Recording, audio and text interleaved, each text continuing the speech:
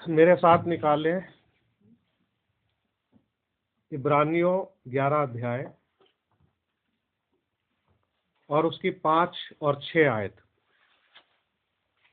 इब्रानियों 11 अध्याय उसकी 5 और 6 आयत। विश्वास ही से हनोक उठा लिया गया कि मृत्यु को ना देखे और उसका पता नहीं मिला, क्योंकि परमेश्वर ने उसे उठा लिया था और उसके उठाए जाने से पहले उसकी ये गवाही दी गई थी कि उसने परमेश्वर को प्रसन्न किया है। और विश्वास बिना उसे प्रसन्न करना अनहोना है, क्योंकि परमेश्वर के पास आने वाले को विश्वास करना चाहिए कि वह है और अपने खोजने वालों को प्रतिफल देता है। परमेश्वर के पवित्र वचन के पढ़े और सुने जाने पर उसकी आशीष हो। आमीन। आइए हम लोग प्रार्थना में चलेंगे। सर्वशक्तिमान अनुग्रहकारी दयालु स्वर्गीय पिता प्रभु यीशु मसीह, आपका हृदय से धन्यवाद देते हैं। आपकी महिमा बढ़ाई और प्रशंसा हो प्रभु। बहुत बहुत धन्यवादित और आभारी हैं आज के इस दिन के लिए। एक बार फिर से आपके नाम प्रभु यीशु मसीह में हम यहाँ पर जमा हुए हैं। जो भी भाई बहन आए हैं उन्हें आशीष देना। जो भाई बहन फोन के माध्यम से जुड़े हैं प्रभु, उनके लिए भी दुआ करता हूँ, उन्हें भी बहुत आशीष देना। और जो यूट्यूब के माध्यम से सुनेंगे ऑडियो में प्रभु, उन्हें भी आशीषित करना प्रभु जी। दुआ करते हैं प्रभु, अपने पवित्र आत्मा के द्वारा अपने वचनों को हमारे हृदय में बैठाना प्रभु, और हमें बुद्धि और प्रकाश देना प्रभु। हमारा मार्गदर्शन करना। आज का संदेश हम सब के लिए लाभकारी हो। मैं कमज़ोर हूँ प्रभु, एक बार फिर से मैं आपसे सहायता मांगता हूँ कि अपना अनुग्रह मुझ पर करें और बोलने के लिए मुझे चंद शब्द दें और कुछ ऐसी बातें प्रभु जिससे हम सब की आत्मिक उन्नति हो और हम आपके आगमन के लिए तैयार हो सके। विनती प्रभु यीशु मसीह के नाम में मांगते हैं, आमीन। आप लोग बैठ सकते हो। आज का विषय है विश्वास ही से हनोक उठा लिया गया। By faith Enoch was translated.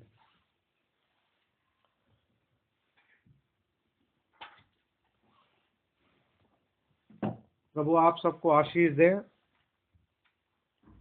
बहुत बहुत धन्यवाद देते हैं कि प्रभु ने हमें एक और दिन दिया, अपना अनुग्रह किया हम पर, कि आज सुबह हम फिर से उसकी आवाज़ को सुन सकें।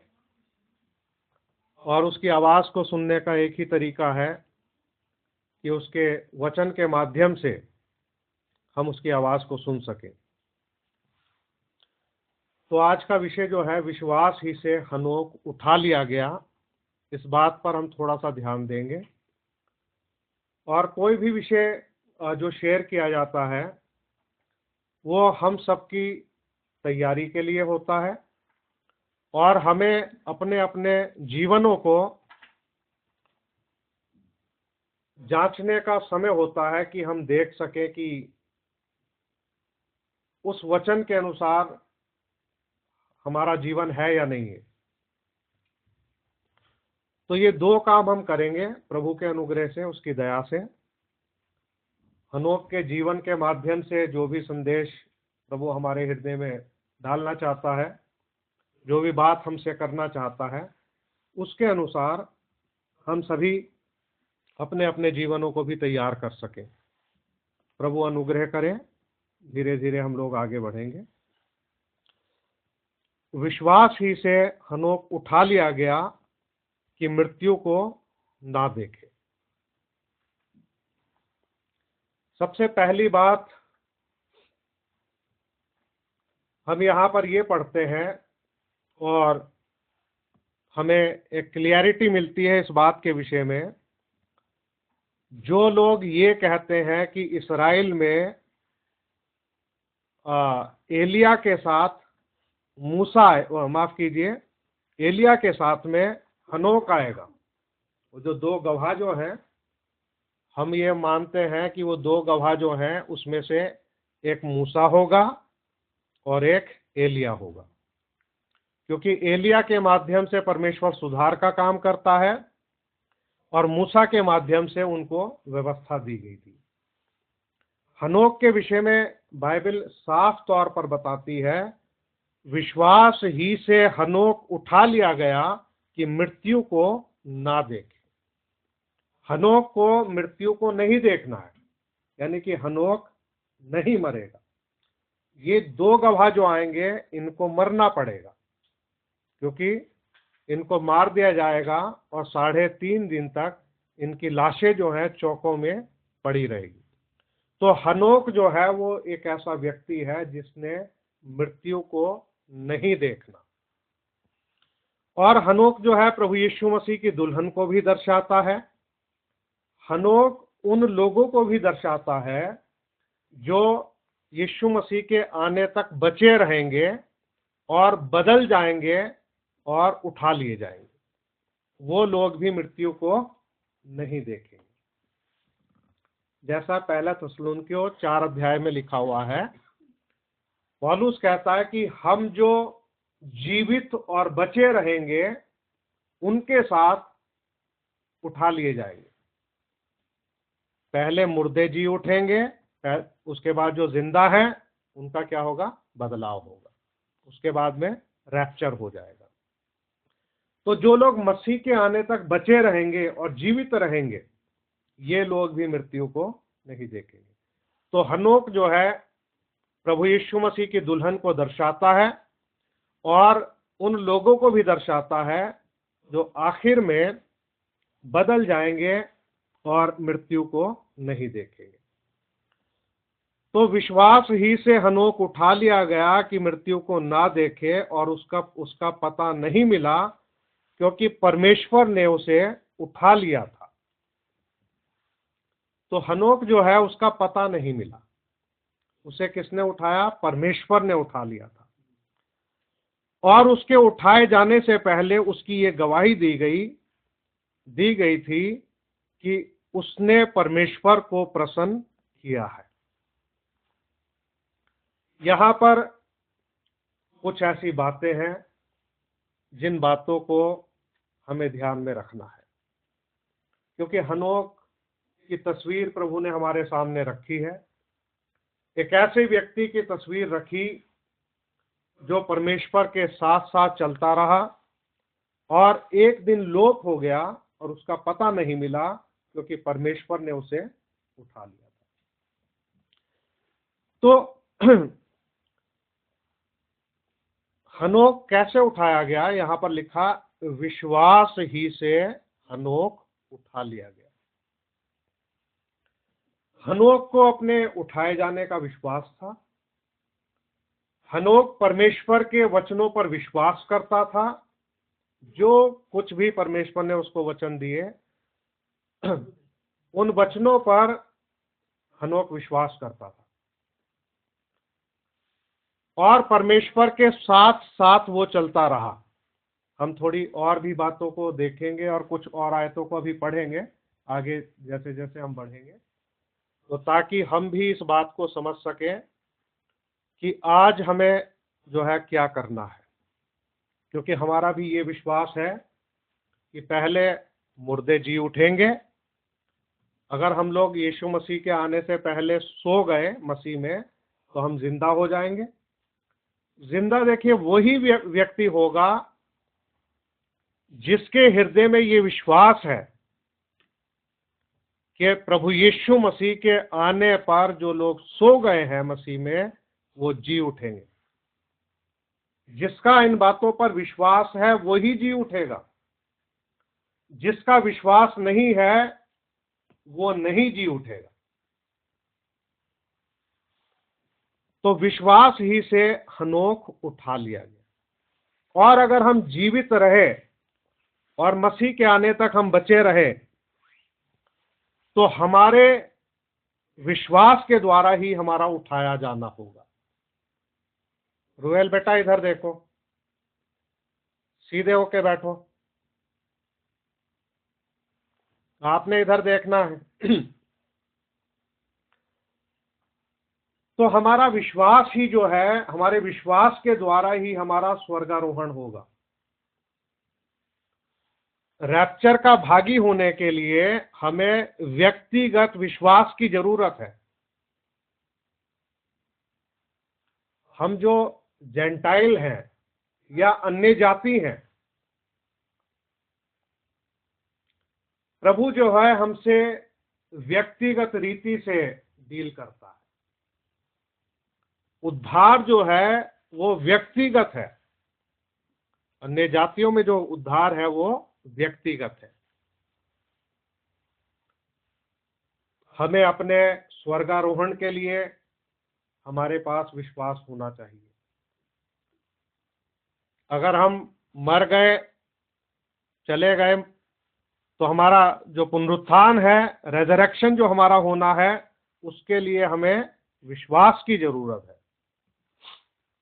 क्योंकि लिखा है, बिना विश्वास परमेश्वर को प्रसन्न करना अनहोना है। मतलब हम परमेश्वर को बिना विश्वास के प्रसन्न नहीं कर सकते।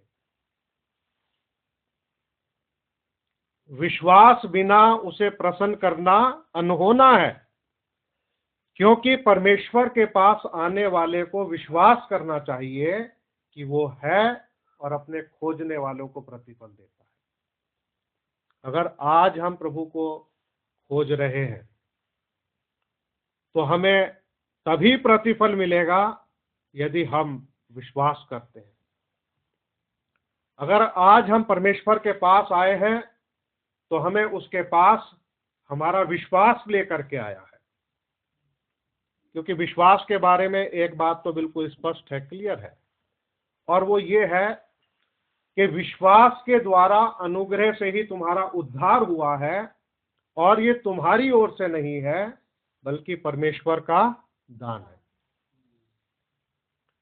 हमें परमेश्वर ने विश्वास दिया है, इसीलिए तो हम बाइबल पढ़ते हैं, इसीलिए हम प्रार्थना कर रहे हैं, एक्सक्यूज मी, इसीलिए हम प्रभु यीशु मसीह के आने का इंतजार कर रहे हैं, इसीलिए हम चर्च में आते हैं ताकि हम उसकी आवाज को सुनें।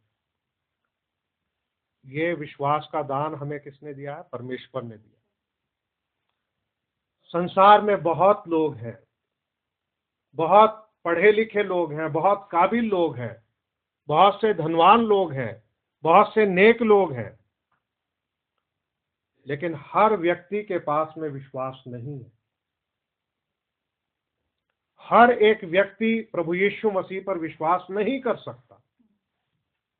लोग तर्क करते हैं, बहुत ही ज्यादा शार्प माइंडेड लोग हैं, मतलब तेज तर्रार, वो तर्क करते हैं वचन पर। बाइबल हमें इस बात को बताती है कि परमेश्वर ने मूर्खों को चुन लिया, कमजोरों को चुन लिया, और जो है नहीं, कुछ भी नहीं कहलाते, उनको चुन लिया। उसने मूर्खों को इसलिए चुना ताकि ज्ञानवानों को शर्मिंदा करे। तो ज्ञानवान लोग क्या करते हैं? वो परमेश्वर के वचन पर तर्क करते हैं कि कैसे हुआ, ये कैसे हो सकता है। तो प्रभु उनको उनके ज्ञान में फंसा देता। ठीक है भैया, तुम ऐसे ही सोचते रहो। वो विश्वास नहीं कर सकते।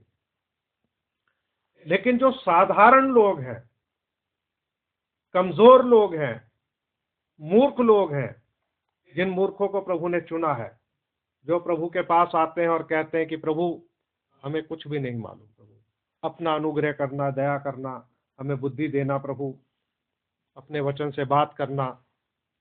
तो प्रभु ऐसे लोगों से क्या करता है? बात करता है, बातचीत करता है ऐसे लोगों से।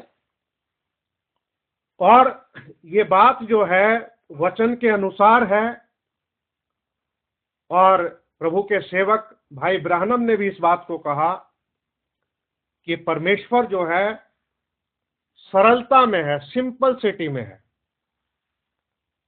वो सरलता में अपने आप को प्रकट करता है। बहुत ही सरल है प्रभु हमारा। बाइबल में लूका में लिखा है, लूका की इंजील में ये लिखा है कि और साधारण लोग उसकी बड़े चाव से सुनते थे। साधारण लोग उसकी बड़ी चाव से सुनते थे। आप सोचिए, कोई किसान है, अनपढ़ लोग हैं, मछली पकड़ने वाले हैं, बिल्कुल साधारण सिंपल सिटी वाले लोग, क्योंकि प्रभु जो है इतना साधारण था, इतना सिंपल सिटी में वो आया कि प्रभु ने उनसे उनकी भाषा में बात की, जिसको वो समझ सके। बिल्कुल सरलता में उसने बात की उनसे, और इसलिए वो बड़े चाव से, बड़े ध्यान से, लगन से प्रभु यीशु मसीह की बातों को सुना करते थे। तो प्रभु कहाँ है? सिंपल सिटी में। आज हम इस बात को सोच सकते हैं कि शायद जो इंसान कोट पहन ले और टाई लगा ले, अच्छा सूट बूट पहन ले, कि परमेश्वर शायद इसके अंदर है, तो ये भूल है इंसान की। उसके अंदर जगत का प्राप्त किया हुआ ज्ञान तो हो सकता है, लेकिन नहीं कह सकते कि उसमें परमेश्वर है। क्योंकि मुझे तो बाइबल का रेफरेंस अच्छे लगते हैं। बाइबल में लिखा हुआ है कि जो कोमल वस्त्र पहनते हैं वो राजमहलों में रहते हैं। यूहन्ना बपतिस्मा देने वाला कैसे आया? सिंपल सिटी में आया। ऊंट के रोम का वो वस्त्र पहने हुए था, जंगल से आता है, कुल्हाड़े की बात करता है, कहता है कि अब कुल्हाड़ा पेड़ों की जड़ों पे रखा हुआ, जो पेड़ फल नहीं लाता वो काटा और आग में झोंका जाता है। आज संसार के अंदर क्या है, लोगों ने एक अलग अलग जो है वो ड्रेस बना करके रख लिया। किसी की कैसी ड्रेस है, किसी की कैसी ड्रेस है, और इसी होड़ में जो है हमारे एंड टाइम मैसेज के भी लोग लग गए हैं कि भाई शायद हम कपड़ों से अपने लोगों को आकर्षित कर लेंगे।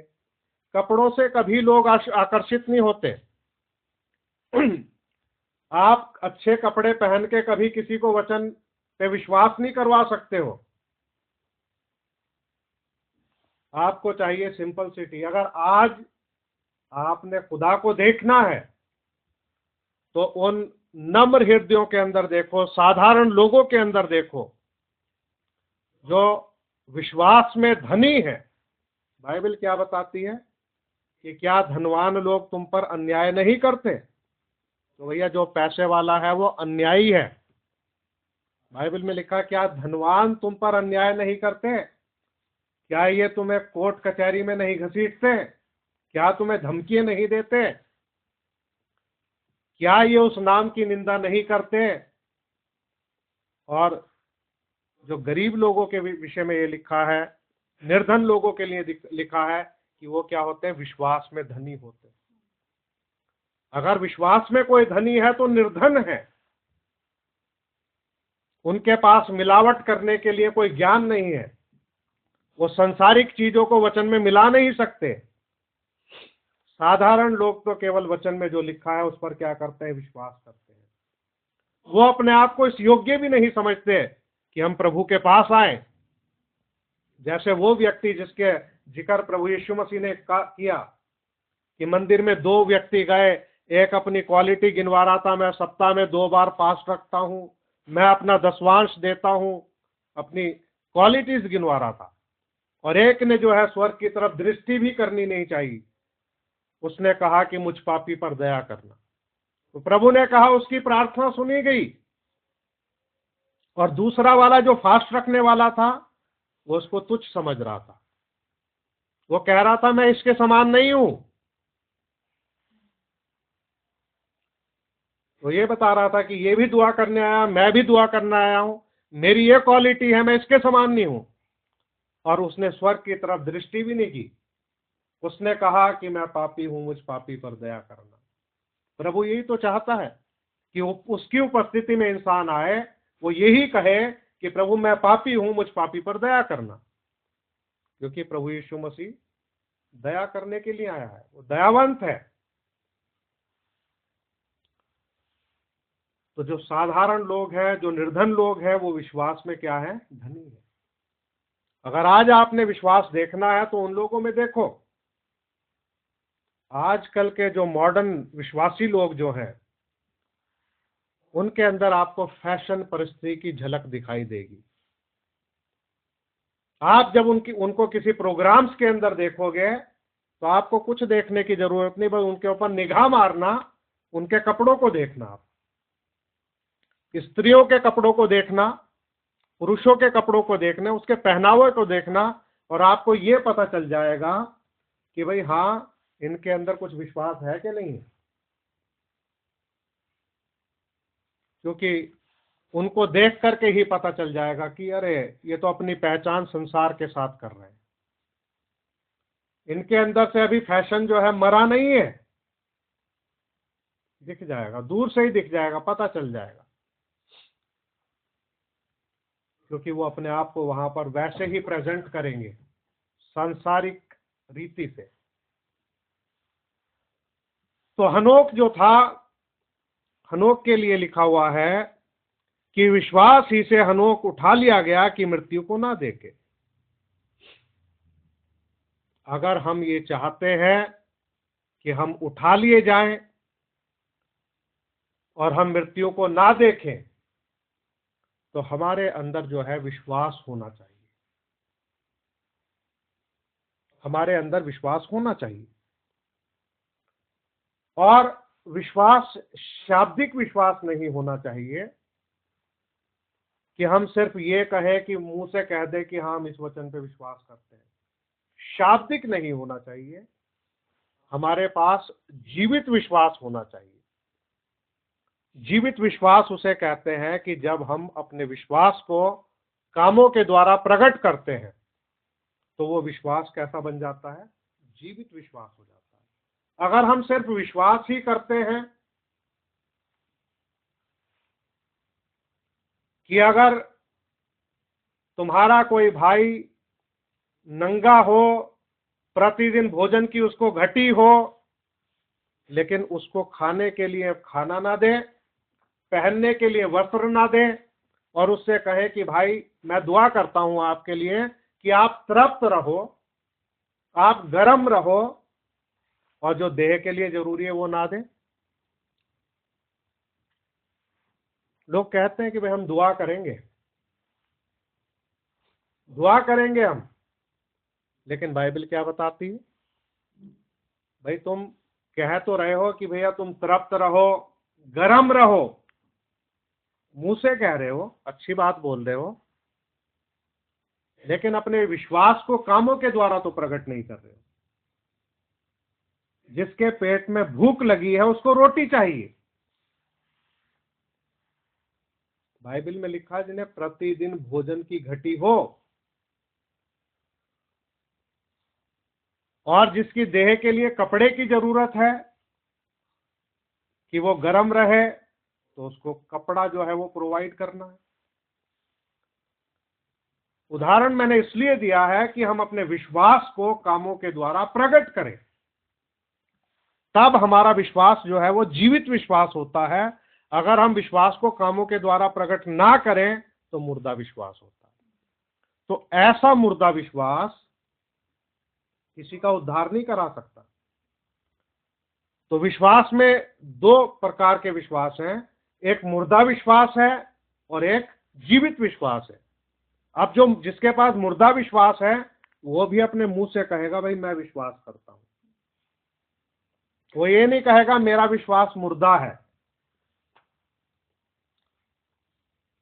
जिसके पास जीवित विश्वास है वो भी ये कहेगा कि मैं विश्वास करता हूं।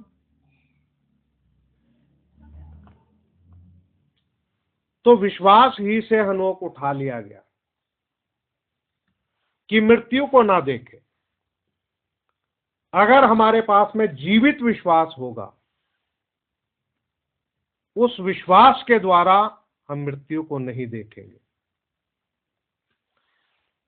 और उसका पता नहीं मिला क्योंकि परमेश्वर ने उसे उठा लिया था। अब यहां पर हनोक को किसी पास्टर ने नहीं उठाया, किसी भविष्यद्वक्ता ने नहीं उठाया, किसी प्रेरित ने नहीं उठाया, किसी सुसमाचार सुनाने वाले ने नहीं उठाया, और ना ही किसी पास्टर ने उठाया।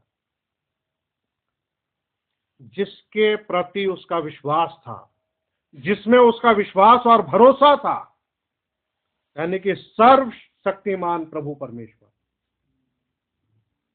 उसने उसको उठाया। आज अगर हम संसार को देख करके चलेंगे, संसार के विश्वासियों को देख करके चलेंगे, तो हमको ठोकरें लगेंगी। क्योंकि आज के जमाने में पता क्या हो गया है, आज के जमाने में हर एक व्यक्ति वो इतना समझदार हो गया है, इतना ज्ञानवान हो गया है कि अब सीखने की जरूरत खत्म हो गई है लोगों की।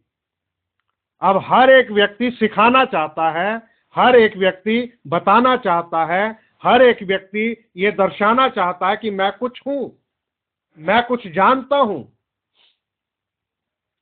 मैं ये कहता हूं कि मनुष्य के लिए मुंह चलाना बहुत आसान है कि ऐसे कर लेते। किसी भी क्षेत्र में, मान लीजिए घर का काम काज ही है, कोई मुंह चला करके तो बोल देगा, अरे इसमें ये डाल लेते, इस खाने में ये कर लेते, इसको ऐसा कर लेते, वैसा कर लेते। और ऐसे ही जुआबंदगी में भी लोग, हर एक इंसान अपनी टांग जो है वो अड़ाना चाहता है। वो ये सोचता है कि भाई हाँ, शायद मैं बेहतर ढंग से कर सकूं। जैसे आजकल की मीडिया जो है, जब कोई इंसान सरकार पावर में होती है, उनको ही पता है कि भैया इतने प्रकार के लोग हैं, किसे कैसे खुश किया जाए, कैसे प्रसन्न करें, कैसे काम करें, कितना प्रेशर होता है। लेकिन बोलने वाले माइक लेके आ जाते हैं और कमियां गिनवाने लगते हैं और तरह तरह की राय देने लगते हैं। भाई जब उस सीट पे जाकर के बैठोगे और काम करना पड़ेगा तब पता चलेगा। ऐसे ही लोगों की आदत बन चुकी है, हर एक इंसान किसी ना किसी को कुछ ना कुछ सिखाना ही चाहता है, सीखने का काम खत्म। आप समझ गए मेरे कहने का क्या भाव है, मतलब क्या है? ऐसे हालात आ चुके हैं, हर एक इंसान अपने आप को सुपीरियर समझता है। वो ये सोचता है कि भैया मुझसे अच्छा कोई है ही नहीं। और बाइबल में क्या लिखा है? हर एक को अपने से बेहतर समझो। बाइबल हमें ये सिखाती है। और हर एक इंसान के पास कहने के लिए कुछ ना कुछ है, कुछ ना कुछ वो आपको बोलेगा। और जब उसको कहो कि भाई ठीक है, चलो आप ज्यादा अच्छा जानते हो, आप कर लो आके, फिर कुछ नहीं करेंगे। क्योंकि कहना आसान है और करना बहुत मुश्किल है। किसी को ये कह देना भाई आपने ये नहीं किया, आपने ऐसे नहीं किया, कहना आसान है, करना बहुत मुश्किल है। और जिनको कुछ करना नहीं पड़ता, सिर्फ अपनी जुबान हिलानी है और किसी को कुछ कहना है, बस उसी में लोग सोचते हैं कि हम बहुत कुछ हैं। और उसके उठाए जाने से पहले उसकी ये गवाही दी गई थी कि उसने परमेश्वर को प्रसन्न किया। अब हनोक के विषय में ये देखिए कितनी अच्छी बात लिखी हुई है। उसके उठाए जाने से पहले, इससे पहले कि वो उठाया जाता, उसके विषय में ये गवाही दी गई कि उसने परमेश्वर को प्रसन्न किया। अब यही बात हम अपने जिंदगी पर लाते हैं कि हम भी ये विश्वास करते हैं कि हमारा भी उठाया जाना होगा, हम लोग भी रैप्चर के भागी होंगे, ऐसा हम विश्वास करते हैं। लेकिन हमारे उठाए जाने से पहले क्या हमारी ये गवाही नहीं होनी चाहिए कि हमने परमेश्वर को प्रसन्न किया? तो परमेश्वर को प्रसन्न करने के लिए आखिर हम क्या करते हैं या क्या कर रहे हैं? हमारी क्या कोशिश है, क्या प्रयास है हमारा कि हम परमेश्वर को प्रसन्न करें, कि हमारी ये टेस्टमनी हो, हमारी गवाही हो। पौलुस इस धरती पर था। पौलुस ने कहा कि यदि मैं अब तक मनुष्यों को प्रसन्न करता होता तो प्रभु यीशु मसीह का दास ना होता। यानी कि दो चीजें हैं, एक तरफ परमेश्वर है, एक तरफ मनुष्य है। अगर हम मनुष्यों को प्रसन्न करने में लग जाएंगे तो हम उनको ही प्रसन्न करते रह जाएंगे। हम प्रभु के दास नहीं बन सकते, उसको हम प्रसन्न नहीं कर सकते। लोग यही कहेंगे हमारे बारे में कि ये तो मनुष्यों को प्रसन्न करने के लिए काम कर रहे हैं, खुश करने के लिए लोगों को। लोग कैसे खुश हो रहे हैं, किस तरीके से लोगों को खुश किया जाए।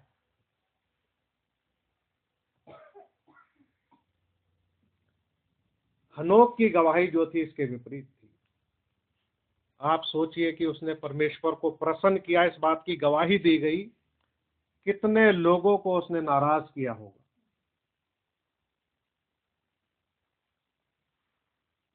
क्योंकि हनोक ने परमेश्वर के वचनों पर विश्वास किया और अपने उस विश्वास को कामों के द्वारा प्रकट किया। परमेश्वर के साथ साथ चला, उसकी गवाही दी गई कि उसने परमेश्वर को प्रसन्न किया। इन आयतों पे हम भी गौर करें, प्रभु से प्रार्थना करें। मतलब एक एक लाइन के ऊपर जो है हम थोड़ा टिक जाएं अपने जीवन में, घर जाकर के पढ़ें, इस बात को ले लें कि विश्वास ही से हनोक उठा लिया गया कि मृत्यु को ना देखे। देखिए कितनी शानदार तसल्ली देने वाली आयत है, कि प्रभु के सामने रुक जाने वाली आयत है ये। कि क्या हमारे हृदय में ऐसी तसल्ली है कि इससे पहले इस आयत से हम आगे बढ़ें कि विश्वास ही से हनोक उठा लिया गया कि मृत्यु को ना देखे। कि प्रभु हम पर अपना अनुग्रह करें, दया करें प्रभु, कि हमारे पास भी ऐसा विश्वास हो मेरे प्रभु, कि हम भी विश्वास से उठा लिए जाएं। मतलब एक ठहराव आ जाए इस बात से हमारे हृदय में, गहराई में, हमारे प्राणों की गहराई में उतर जाए। सिर्फ निगाह ऊपर हो और प्रभु से दया मांगे कि प्रभु दया करें, कि हमें भी ऐसा विश्वास दे प्रभु, हमारे हृदय में ऐसा विश्वास हो प्रभु, कि जैसे हनोक विश्वास से उठा लिया गया कि मृत्यु को ना देखे, कि प्रभु हम भी विश्वास से उठा लिए जाएं कि मृत्यु को ना देखे। प्रभु दया करें। ये एक आयत ही हमारे अंदर से न जाने कितनी दुनियादारी को बाहर निकाल देगी, ना जाने कितनी सांसारिक बातें हमारे हृदय से ये आयत बाहर निकाल देगी।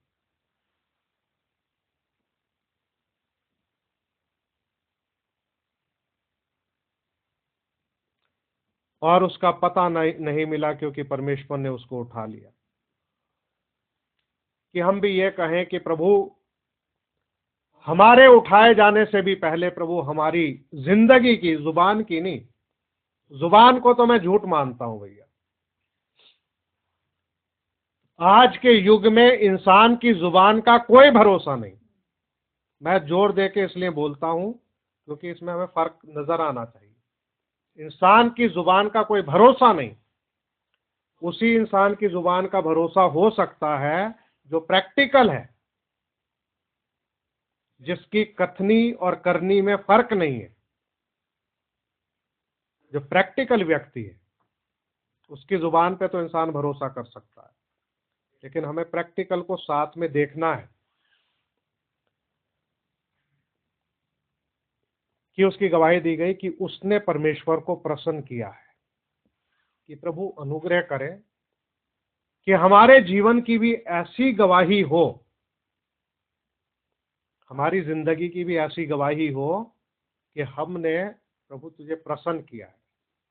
कि प्रभु ये चाहते हैं कि हमारी जिंदगी के जितने भी दिन, महीने, साल हैं प्रभु, हम पर दया करे प्रभु, कि हमारी एक ऐसी जिंदगी की, हमारे जीवन की ऐसी गवाही हो कि हमने प्रभु तुझे प्रसन्न किया है। हम तुझे प्रसन्न करना चाहते हैं प्रभु। जिन बातों से, जिन कामों से प्रभु तू प्रसन्न होता है प्रभु, वो हमारे जीवन में हो। और इसमें सबसे बड़ी बात है विश्वास।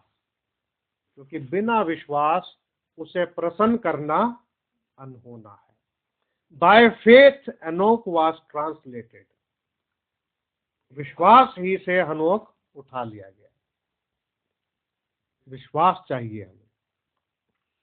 और जैसे कि आप स्ट्रेचर ऑफ परफेक्ट मैन, सिद्ध मनुष्य का डीलडॉल, जो पतरस की पत्री में पाया जाता है, उसमें ये लिखा है इस प्रकार से, सब प्रकार का यत्न करके अपने विश्वास पर सद्गुण,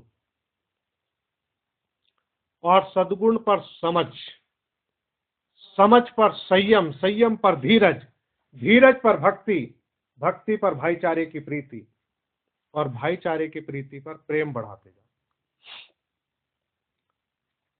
तो उसमें लिखा, यदि ये बातें तुम में वर्तमान रहें और बढ़ती भी जाएं,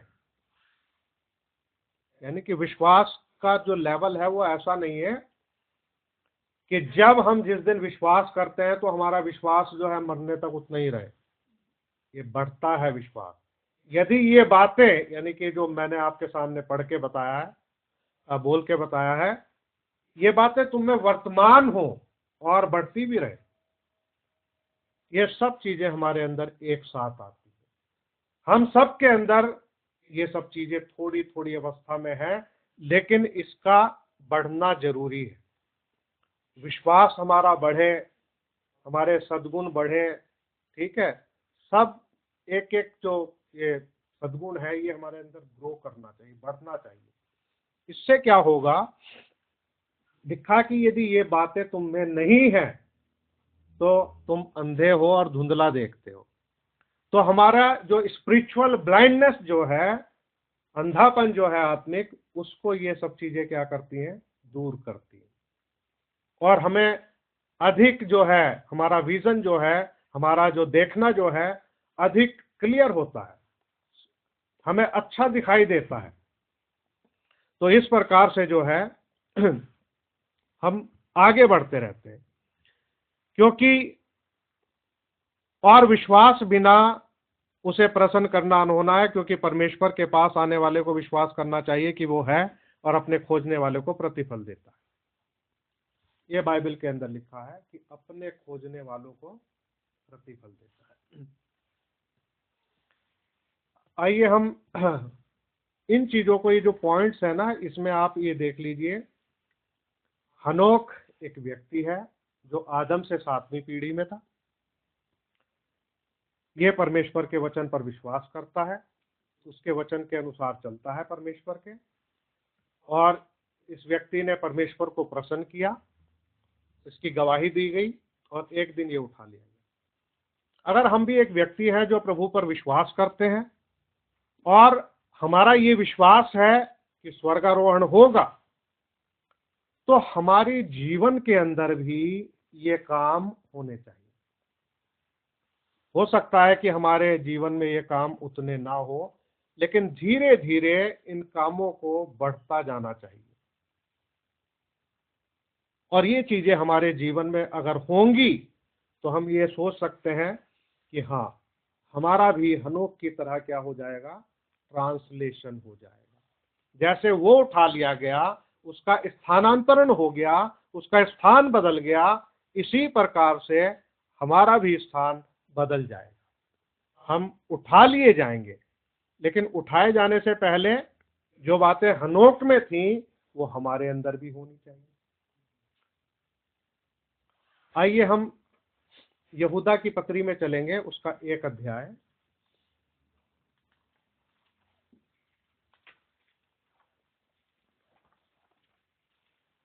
और उसकी 14 से 16 आयत तक पढ़ेंगे।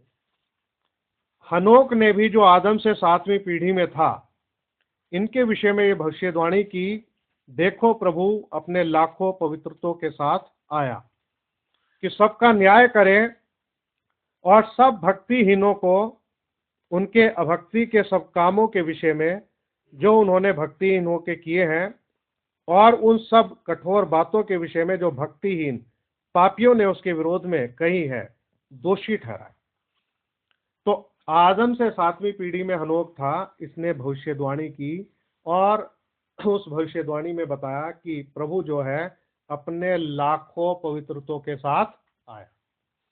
अब प्रभु यीशु मसीह के आगमन के बारे में हनोक बता रहा है कि प्रभु अपने लाखों पवित्र लोगों के साथ में आ रहा है। कैसे वो आता है ना, किस लिए आ रहा है प्रभु यीशु मसीह? अब कि सबका न्याय करे और सब भक्तिहीन जो उनके अभक्ति के सब कामों के विषय में जो उन्होंने भक्तिहीन होकर किए, और उन सब कठोर बातों के विषय में जो भक्तिहीन पापियों ने उसके विरोध में कही, दोषी ठहराए।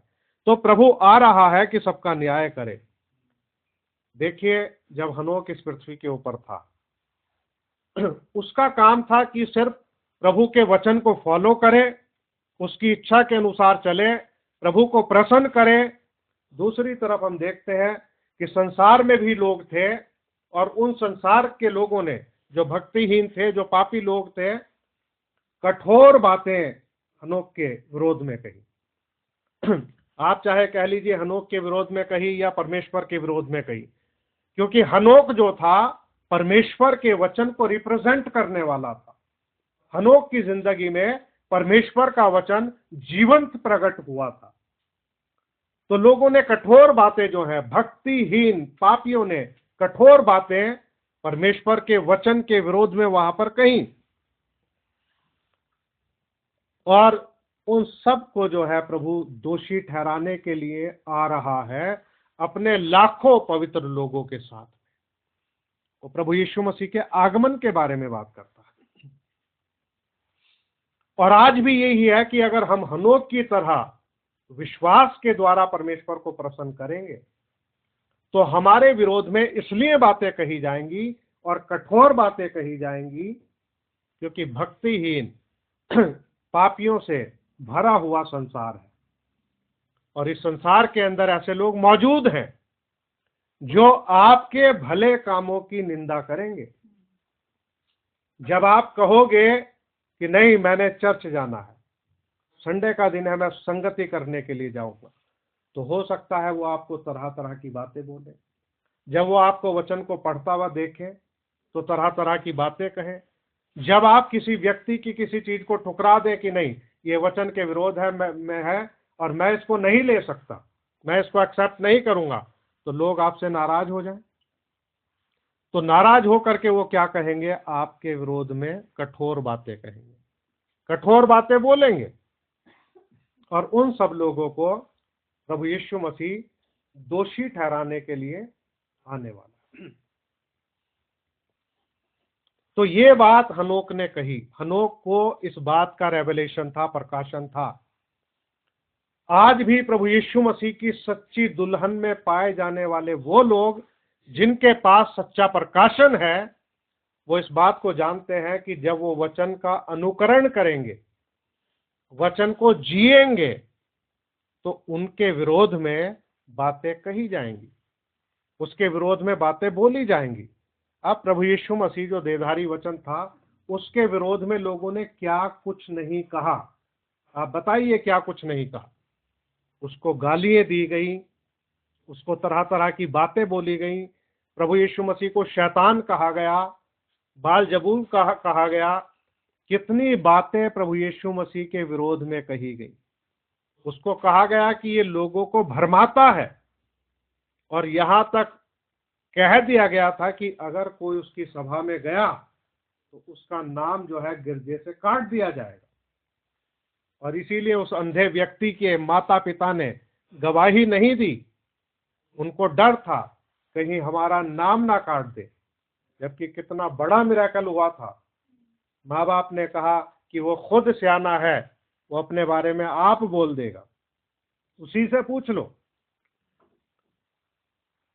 तो इतना दबाव था वहां पर, इतना ज्यादा इस बात को कहा गया, यानी कि प्रभु यीशु मसीह के विरोध में एक पूरा सिस्टम जो था, धार्मिक लोगों की एक जमात जो थी वो खड़ी थी। उसमें शास्त्री थे, फरीसी थे, सदूकी थे, सभी लोग प्रभु यीशु मसीह के विरोध में थे।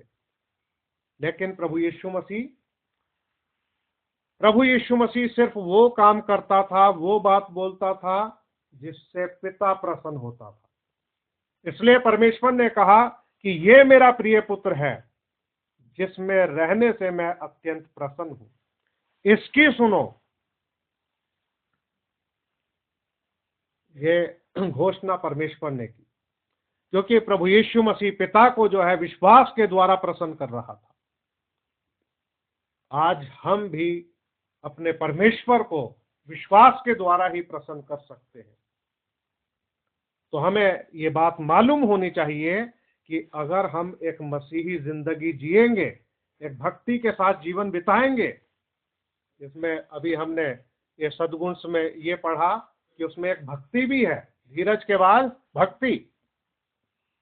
बाइबल में लिखा कि जितने लोग मसीह यीशु में भक्ति के साथ जीवन बिताना चाहेंगे वो सब सताए जाएंगे। जब आप वचन के अनुसार चलना शुरू कर देते हो, तभी से लोग आपके विरोध में बातें करना शुरू कर देते हैं, तभी लोग आपके विरोध में उठ खड़े होते हैं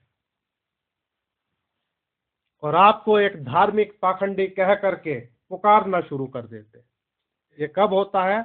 जब हम वचन को प्रसन्न करते हैं तो लोग चिढ़ जाते हैं इस बात से कि आप जो है प्रभु के वचन की बात मान रहे हो लेकिन उनकी बात को रद्द कर रहे हो, क्योंकि वो अपनी बात मनवाना चाहते हैं और किसी ना किसी तरीके से वो आपको खींच के ले जाएंगे। शैतान चाहेगा कि आपको खींचता रहे।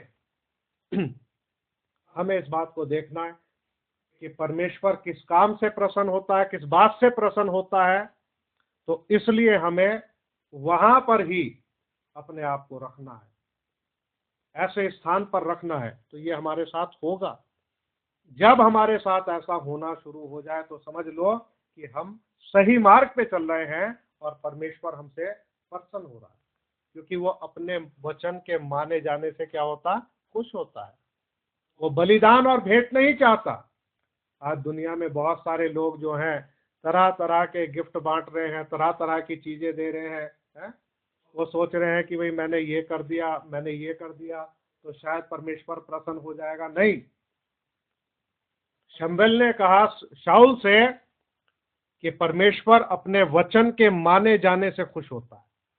अगर हम उसके वचन को मानेंगे, इसी बात से वो प्रसन्न होगा।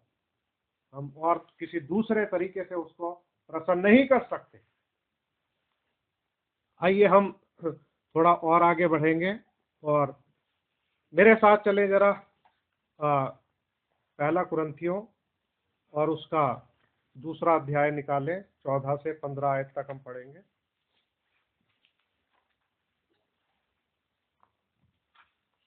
परंतु शारीरिक मनुष्य परमेश्वर के आत्मा की बातें ग्रहण नहीं करता, क्योंकि वे उसकी दृष्टि में मूर्खता की बातें हैं और ना वह उन्हें जान सकता है, क्योंकि उनकी जांच आत्मिक रीति से होती है।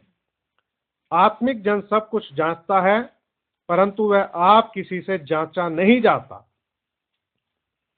तो यहां पर दो बातें हैं, हमें इस बात को ध्यान में रखना है। ये डिपेंड करता है कि कौन व्यक्ति परमेश्वर को प्रसन्न कर सकता है, कौन व्यक्ति परमेश्वर को प्रसन्न नहीं कर सकता। अगर कोई व्यक्ति शारीरिक दशा में है, शरीर के अनुसार चल रहा है, तो परमेश्वर को प्रसन्न नहीं कर सकता, क्योंकि वो शरीर की बातों पर मन लगाएगा। जब बातें होंगी तो आप देखना कि वो सिर्फ शारीरिक बातें ही करेंगे। उनके बीच में बातें शारीरिक होंगी, जो शरीर से संबंधित है। कपड़ों की बात करेंगे लोग कि तुम्हारा ये कपड़ा बहुत अच्छा लग रहा है। चलो इतना कह देना, किसी चीज को अच्छी को अप्रिशिएट करना बुरी बात नहीं है, लेकिन वो बिल्कुल डिटेल में चले जाएंगे। अरे कहाँ से खरीदा, सिलाई बहुत अच्छी है, किससे सिलवाया, भैया कितने पैसे लेता है टेलर, ये कितने का खरीदा। अच्छा, तो वो उसकी डिटेल में जाएगा। लेकिन अगर कोई स्पिरिचुअल है, आप अच्छे लग रहे हो, डिसेंट लग रहे हो, तो वो आपको सिर्फ इतना कहेगा कि भाई आपके ऊपर ये कपड़ा बहुत अच्छा लग रहा है, प्रभु आपको आशीष दे। इससे आगे नहीं बढ़ेगा वो। अगर इतना कहा, बात खत्म। शारीरिक इंसान जब बातें शुरू करेगा ना, तो वो उसकी बिल्कुल गहराई में चला जाएगा। खाने की बात चलेगी तो खाने में बिल्कुल जड़ तक जाएगा, कौन कौन से मसाले डाले हैं इसमें, अच्छा तेल कितना डाला था, कैसे इसको फ्राई करते हैं, कैसे बनाया, ये कितने दिन चलेगा, बस वो बात बस खाने की छिड़ जाए, बस उसी पे अटके रहेंगे। फिर वो अपनी बताएंगे, दूसरा अपनी रेसिपी बताएगा, यही चलता रहेगा। कपड़ों की बात में कपड़े चलेंगे, घर घाट की बात चलेगी, वही चलेगा है। लेकिन आत्मिक मनुष्य आत्मा की बातों पर मन लगाता है। वो हमारा जो आत्मा है कैसे मजबूत होगा, कैसे हम प्रभु में बढ़ सकते हैं, कैसे हम आत्मिक आनंदित हो सकते हैं, वो वचन को शेयर करेगा, ऐसी बातें शेयर करेगा जो हमारे आत्मा से संबंधित है। शारीरिक मनुष्य शरीर से संबंधित, तो आप ये सोच लेना कि हमारी दशा क्या है। इसको जांचने का एक और भी तरीका है, और वो ये है कि शरीर के काम तो प्रकट है, शरीर के काम तो प्रकट है। तो अगर वो वाली लिस्ट जो है, जो आप लोगों ने याद की है गलातियों 5 अध्याय की 19वें आयत से, वो अगर लिस्ट हमारे अंदर है तो हम शारीरिक हैं, अगर आत्मा के फल है तो आत्मिक है। हम इस चीज से जांच सकते हैं और देख सकते हैं कि हमारे अंदर क्या है। अगर हमारी दशा शारीरिक है तो हम परमेश्वर को प्रसन्न नहीं कर सकते। लिखा है कि 12वीं आयत से मैं पढ़ूंगा आपके सामने, परंतु हमने संसार का आत्मा नहीं परंतु वह आत्मा पाया जो परमेश्वर की ओर से है, कि हम उन बातों को जाने जो परमेश्वर ने हमें दी है। पौलुस कहता है कि हमने संसार का आत्मा नहीं पाया, बल्कि वह आत्मा पाया है जो परमेश्वर की ओर से।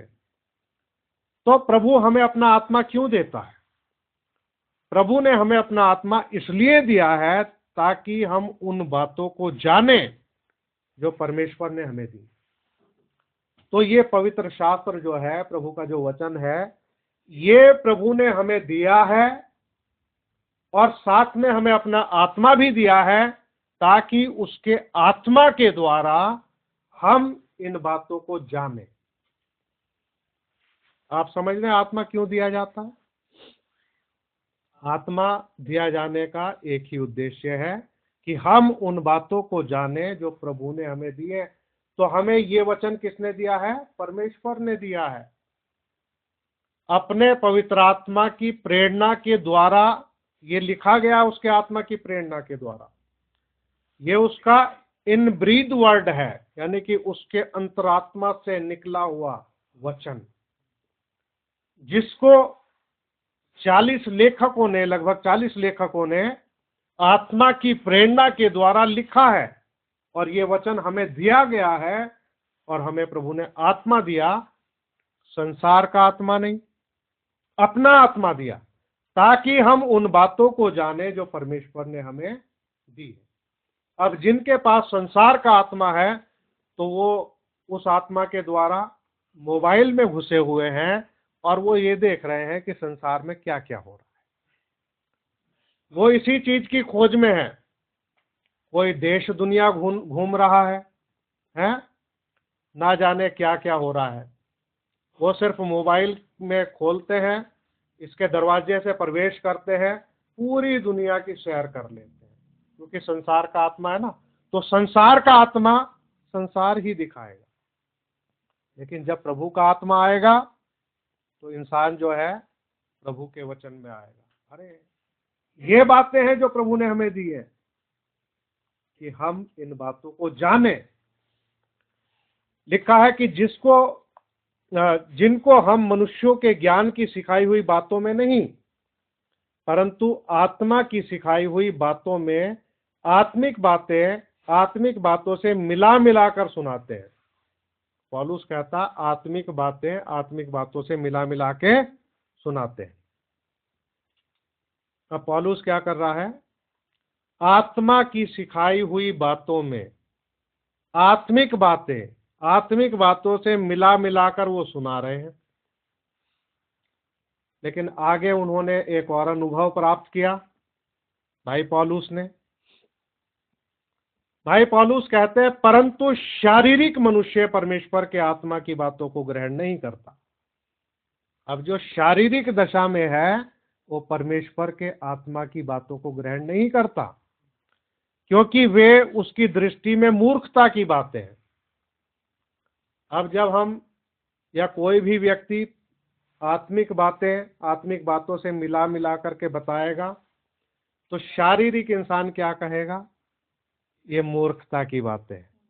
उन बातों को ग्रहण नहीं करेगा शारीरिक व्यक्ति, और ना वह उन्हें जान सकता है। शारीरिक व्यक्ति उन्हें जान भी नहीं सकता, क्योंकि उनकी जांच आत्मिक रीति से होती है। मतलब किसी बातों की, आत्मिक बातों की जांच जो है वो आत्मिक रीति से ही होगी, क्योंकि किसी बात को हम मानने से पहले जांचेंगे। किसी ने अगर कोई बात बोली है, कुछ वचन कहा है, आत्मिक रीति से उसकी जांच होगी, और तब व्यक्ति जो है कहेगा हाँ ये वचन के अनुसार है, ठीक है, और उसको अपने हृदय में ग्रहण कर लेगा। आत्मिक जन सब कुछ जांचता है, परंतु वह आप किसी से जांचा नहीं जाता। आत्मिक जन जो है सब कुछ जांचता है। तो यहां पौलुस कहता है शारीरिक मनुष्य परमेश्वर के आत्मा की बातों को ग्रहण नहीं करता, लेकिन आत्मिक होगा तो वो क्या करेगा? ग्रहण कर लेगा। हमारा विषय वही है, bye faith Enoch was translated. विश्वास के द्वारा वो उठा लिया गया, और उठाए जाने से पहले ये गवाही दी गई कि उसने परमेश्वर को प्रसन्न किया है। तो मैं आपको ये दशा इसलिए शेयर कर रहा हूं, शारीरिक दशा के बारे में और आत्मिक दशा के बारे में, कि हमने क्या कहा, इब्रानियों में जो हमने पढ़ा उसकी जिंदगी में जो है उसको हमने भी तो आगे करना है, क्योंकि हमारा भी क्या है, विषय यही है। वचन हमें यही बताता है कि जो उसके आने तक बचे रहेंगे वो उसके साथ उठा लिए जाएंगे, कि हवा में प्रभु से मिले, और इस प्रकार वो हमेशा उसके साथ रहेंगे। यही तो है ना हमारी तैयारी। तो अगर है हमारी दशा शारीरिक, तो हम परमेश्वर को प्रसन्न नहीं कर सकते। अगर आत्मिक दशा है तो हम उसको प्रसन्न कर सकते हैं। आगे बढ़ेंगे थोड़ा और, गलातियों 5 अध्याय में आएंगे और उसकी 16 से 18 आयत तक देखेंगे। गलातियों 5 अध्याय 16 से 18। पर मैं कहता हूं आत्मा के अनुसार चलो, तो तुम शरीर की लालसा किसी रीति से पूरी ना करोगे। पौलुस कह रहा है, पर मैं कहता हूं आत्मा के अनुसार चलो। अगर हम आत्मा के अनुसार चलेंगे तो शरीर की लालसा किसी रीति से पूरी ना करेंगे, क्योंकि शरीर आत्मा के विरोध में और आत्मा शरीर के विरोध में लालसा करता है, और ये एक दूसरे के विरोधी हैं, इसलिए कि जो कुछ तुम करना चाहते हो वह ना करने पाओ। और यदि तुम आत्मा के चलाए चलते हो तो व्यवस्था के अधीन ना रहे। तो अब यहां पर वो बता रहा है पौलुस, शरीर के अनुसार चलने वाले लोग भी हैं, आत्मा के अनुसार चलने वाले भी लोग। तो हमें आत्मा के अनुसार चलना है, क्योंकि अगर हम आत्मा के अनुसार जीवित हैं तो आत्मा के अनुसार चलना। आइए हम लोग रोमियो 8 अध्याय में चलेंगे,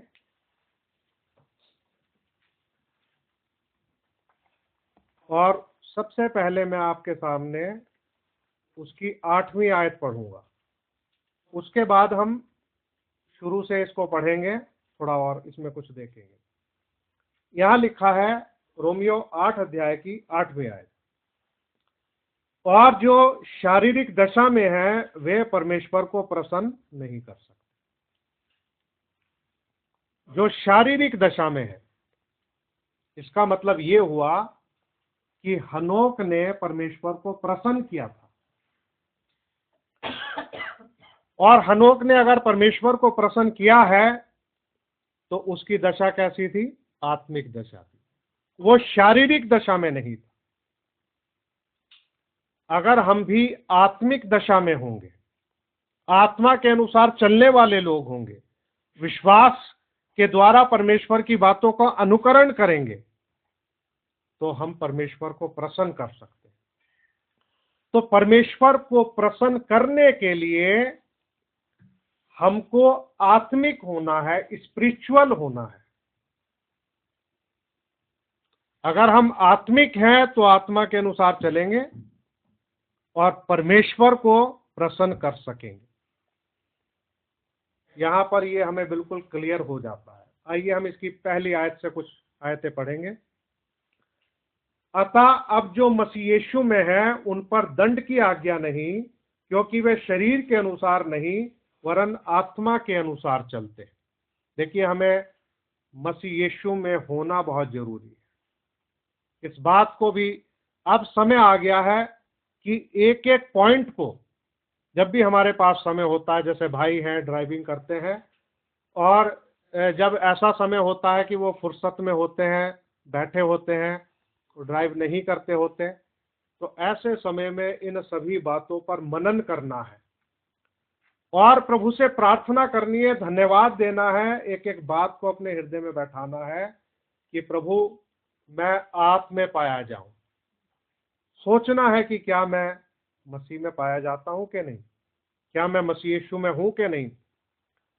हमें किसी को, देखो, कोई दुनिया में हमें कोई दिखावा नहीं करना, कुछ नहीं करना। हमें अपनी अपनी व्यक्तिगत रीति से क्या करनी है, तैयारी करनी है। अगर प्रभु अनुग्रह प्रदान करे कि इन अच्छी बातों का कोई और भी भागी होना चाहे, उनके साथ शेयर कर सकें और कोई इसको एक्सेप्ट करे, तो ये बहुत अच्छी बात है ना। तो हमें इन बातों को अब जल्दी जल्दी पढ़ पढ़ के आगे नहीं भागना कि 2 अध्याय पढ़ लिए, 3 पढ़ लिए, नहीं भाई।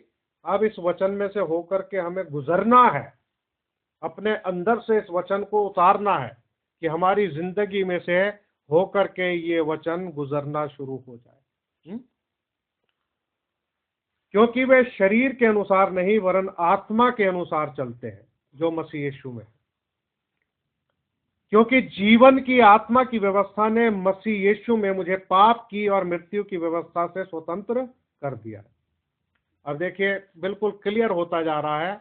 हम इन चीजों को महसूस करें, अपने जीवन में देखें, अपने आप को हिलाएं, झंझोड़ें और ये देखें कि इसमें जो लिखा हुआ है, क्या मैं पाप की और मृत्यु की व्यवस्था से आजाद हो गया हूं या अभी भी मेरे जीवन में पाप है।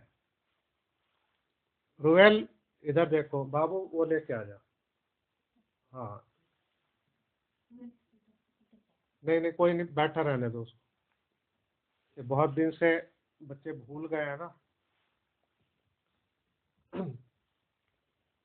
तो ये हमने चेक करना है कि क्या पाप की और मृत्यु की व्यवस्था से हम आजाद हो गए। कहीं ऐसा तो नहीं है कि हमारे जीवन में अभी भी पाप राज्य कर रहा है, कि हम चलो दुआ भी कर रहे हैं, बाइबल भी पढ़ रहे हैं और साथ साथ हम पाप भी कर रहे हैं।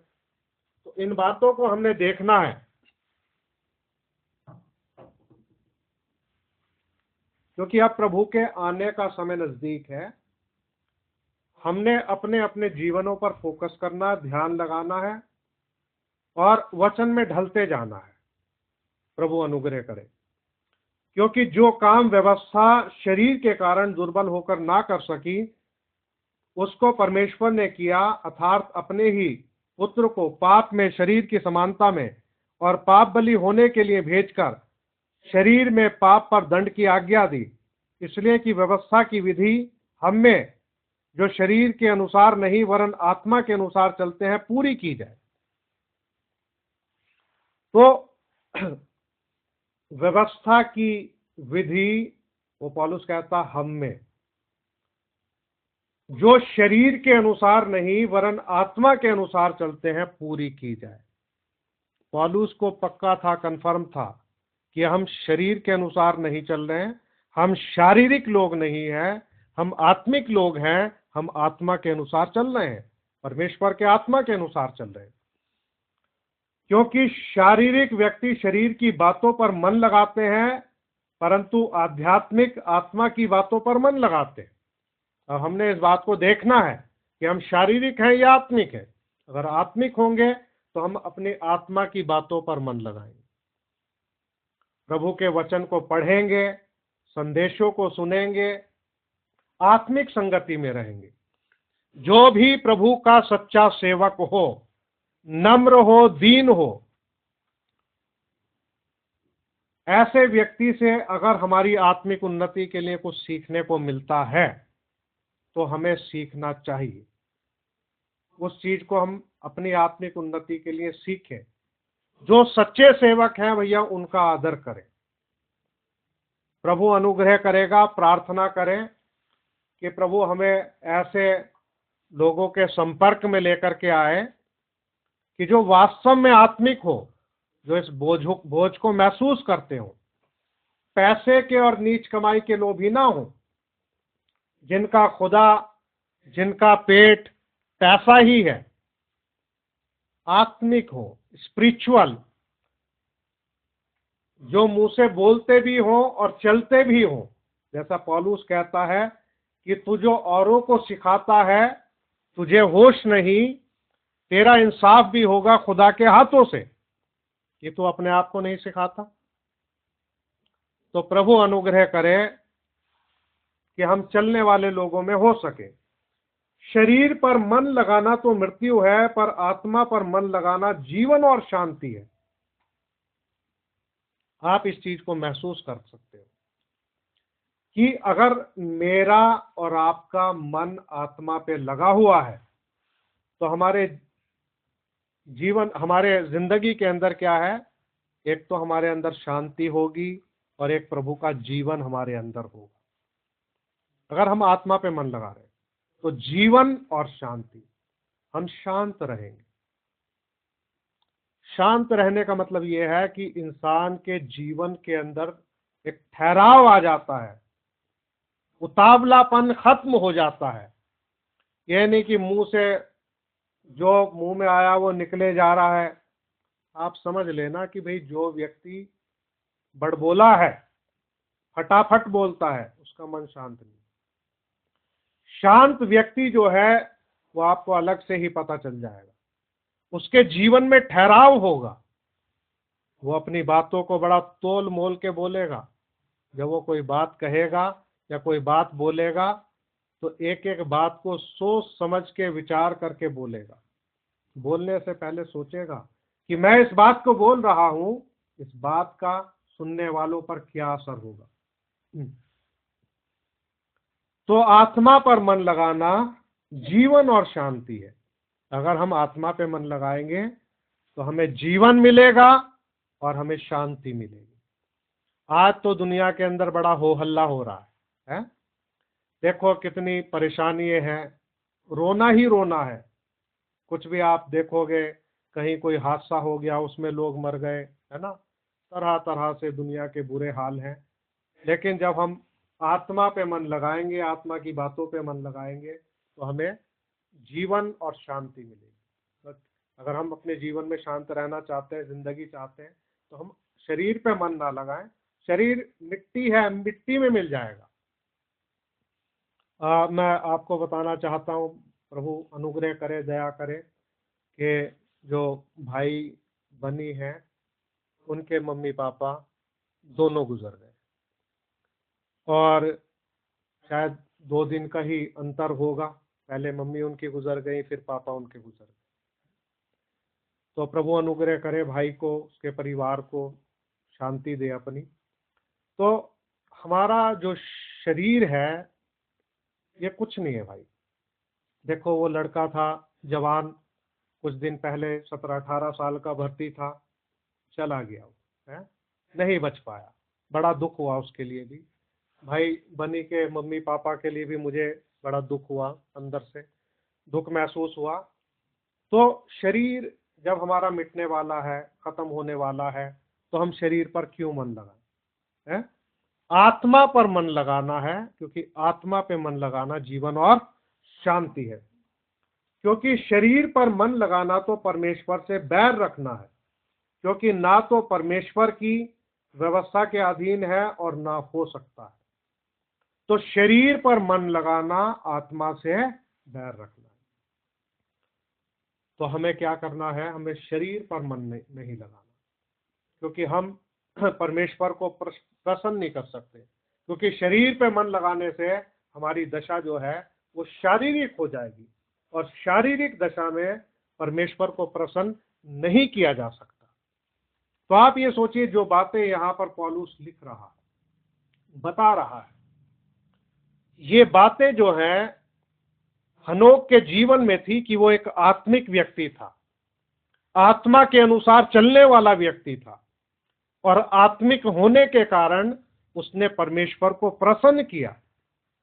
इतने वर्षों तक वो प्रभु के साथ साथ चलता रहा, और एक दिन वो उठा लिया गया। देखिए, हम पूरी तरीके से निर्भय होंगे, हमारे जीवन में डर नहीं होगा। जब हम सुनेंगे कि प्रभु का आगमन होने वाला है, तो हमें इससे क्या मिलेगी? एक आशा मिलेगी, उम्मीद मिलेगी। और हमारा तो दिल ये चाहता है कि प्रभु हम पर अपना अनुग्रह करे, हमारे तमाम भूल चूक अपराधों को क्षमा करे, अपने लहू से धो करके हमें शुद्ध और पवित्र करे, और अपने पवित्र आत्मा से भरे। प्रभु दया करे कि हम उसके साथ जा सके, हमें अपने योग्य बनाए।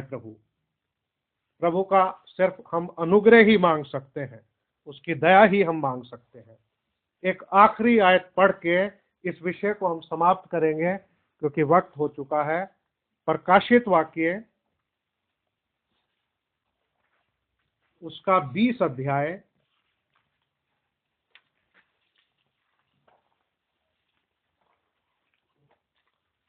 प्रकाशित वाक्य उसका 20 अध्याय। पहले मैं आपके सामने उसकी 6ठी आयत पढ़ूंगा। धन्य और पवित्र वह है जो इस पहले पुनरुत्थान का भागी है। ऐसों पर दूसरी मृत्यु का कुछ भी अधिकार नहीं, पर वे परमेश्वर और मसीह के याजक होंगे और उसके साथ 1000 वर्ष तक राज्य करेंगे। तो यहां पर क्या लिखा है कि ऐसों पर दूसरी मृत्यु का कुछ भी अधिकार नहीं। तो एक दूसरी मृत्यु भी है। और हनोक के विषय में हमने ये पढ़ा था कि विश्वास के द्वारा हनोक उठा लिया गया ताकि मृत्यु को ना देखे। हनोक का तो देखिए, हम उसके विषय में अब पढ़ते हैं। अब उसका जीवन हमें कितनी अच्छी बातें सिखाता है, क्योंकि प्रभु का वचन हनोक के जीवन के बारे में बताता है, और उसके जीवन से हम अच्छी आत्मिक बातों को सीखते हैं। प्रभु का धन्यवाद हो। अब हमने अपने समय के विषय में इस बात को देखा है कि 2 बातें हैं, कि जो सो गए हैं वो जी उठेंगे, और जो जिंदा है वो बदल जाएंगे। इन लोगों पर जो पहले पुनरुत्थान का भागी है, जैसे पिछले संदेश में हमने सुना था, दूसरी मृत्यु का कुछ भी अधिकार नहीं, यानी कि दूसरी मृत्यु कुछ भी अधिकार नहीं रखती। हमें भी ये विश्वास रखना चाहिए कि जैसे हनोक के लिए लिखा था कि वो इसलिए उठा लिया गया कि मृत्यु को ना देखे, और हमारा भी उठाया जाना इसलिए हो। मैं देखिए पहली मृत्यु की बात नहीं कर रहा, मैं दूसरी की करूंगा, क्योंकि हम नहीं जानते प्रभु किसको अपने आने तक जीवित रखेगा और कौन चला जाएगा। तो मैं दूसरी मृत्यु की बात कहूंगा कि रैप्चर के भागी तो सभी होंगे, चाहे वो सो गए हैं वो भी, और जो जिंदा है वो भी, लेकिन दूसरी मृत्यु नहीं देखेंगे। इसलिए उठा लिया गया ताकि मृत्यु को ना देखे। आइए इसी की 14वीं और 15वीं आयत भी मैं आपके सामने पढ़ना चाहता हूं कि दूसरी मृत्यु है क्या। मृत्यु और अधोलोक आग की झील में डाले गए। यह आग की झील दूसरी मृत्यु है। दूसरी मृत्यु क्या है? आग की झील। ये आग की झील क्या है? दूसरी मृत्यु है। और जिस किसी का नाम जीवन की पुस्तक में लिखा हुआ ना मिला, वह आग की झील में डाला गया।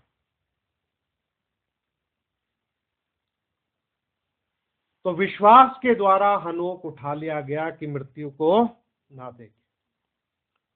मेरे प्रिय भाई बहनों, हमें भी अपने हृदय के अंदर ऐसा विश्वास रखना है कि प्रभु अनुग्रह करे कि हम भी हनोक की तरह विश्वास के द्वारा उठा लिए जाएं, ताकि हम दूसरी मृत्यु को ना देखें। क्योंकि ये दूसरी मृत्यु क्या है? आग की झील है। और इस आग की झील में इंसान मरेगा नहीं, तड़फेगा। ना आग बुझेगी और ना इंसान जो है खत्म होगा, जब तक उसकी सजा पूरी ना हो जाए। तो उस आग की झील में कोई भी ना जाए। बहुत बड़ी है आग की झील, तो प्रभु ने शैतान और उसके दूतों के लिए तैयार की है। तो इसलिए हमें विश्वास रखना है और विश्वास से चलना है, आत्मिक होना है, आत्मा की बातों पर मन लगाना है, प्रभु के वचन की बातों पर मन लगाना है। तभी हम विश्वास के द्वारा उठा लिए जाएंगे। लेकिन उठाए जाने से पहले एक काम है जो करना है, और वो ये है कि हमारी जिंदगी की, जुबानी नहीं, जिंदगी की ऐसी गवाही हो कि हमने परमेश्वर को प्रसन्न किया है। तो अब हम वो काम करें जिससे परमेश्वर प्रसन्न होता है, उसको प्रसन्न करने के लिए काम करें। तो परमेश्वर आप सब भाई बहनों को आशीष दे और अपने अनुग्रह में और अपने ज्ञान में बढ़ाता रहे। आइए हम अपने स्थानों पर खड़े हो जाएंगे।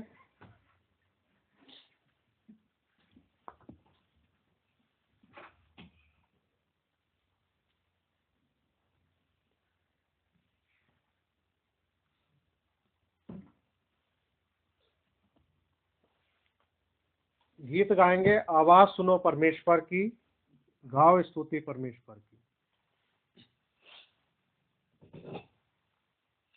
गीत नंबर 2 है।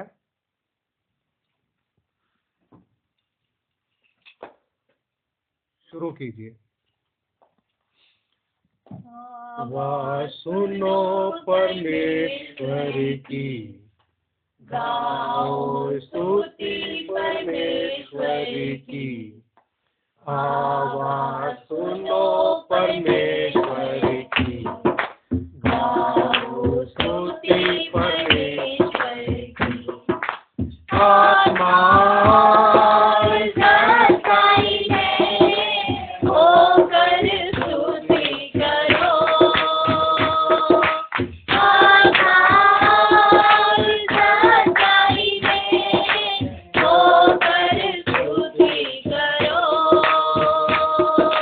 Hallelujah.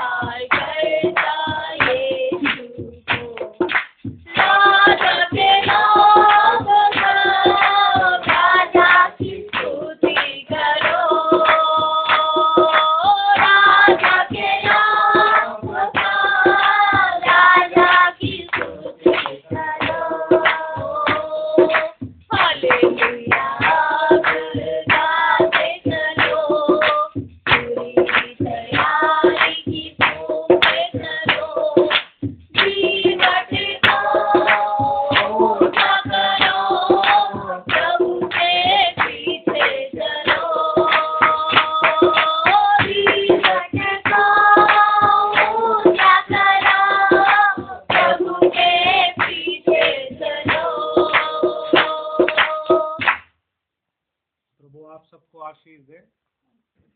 आइए हम लोग आज छोटी सी पहले प्रार्थना करेंगे, और जो फ़ोन के माध्यम से जुड़े हैं वो फ़ोन पे ही रहें, अभी फ़ोन ना कट करें। आइए दुआ में चलें छोटी सी। प्यारे अनुग्रहकारी दयालु स्वर्गीय पिता प्रभु यीशु मसीह, आपका हृदय से धन्यवाद देते हैं प्रभु। जो भी समय प्रभु हमने आपकी संगति में बिताया है उसके लिए धन्यवादित और आभारी हैं।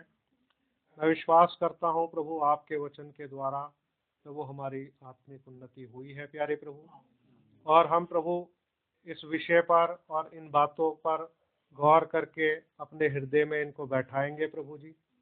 और प्रभु आप हमारी सहायता करना कि आपके आत्मा के द्वारा हम प्रभु विश्वास के द्वारा चल सकें और आत्मिक दशा में रह सकें और आत्मिक स्थिति में चल सके प्रभु, ताकि प्रभु हम आपको प्रसन्न करने वाले लोग हो सके प्रभु।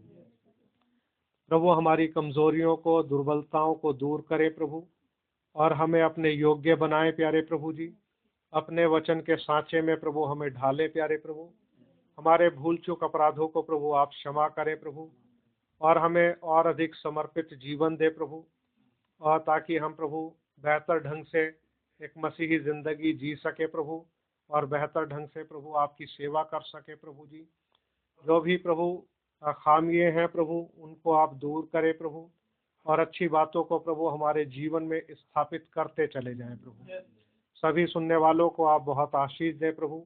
हम सारा आदर महिमा धन्यवाद आपको देते हैं प्रभु, और प्रभु धन्यवाद देते हैं कि आपने अभी तक हमें संभाला है, आगे भी संभालना और हमारी अगुवाई करना। विनती प्रभु यीशु मसीह के नाम में मांग लेते हैं, आमीन। जो फ़ोन के माध्यम से जुड़े हैं वो रहेंगे अभी, और आप सभी भाई बहनों को प्रभु आशीष दे, सभी को शालोम।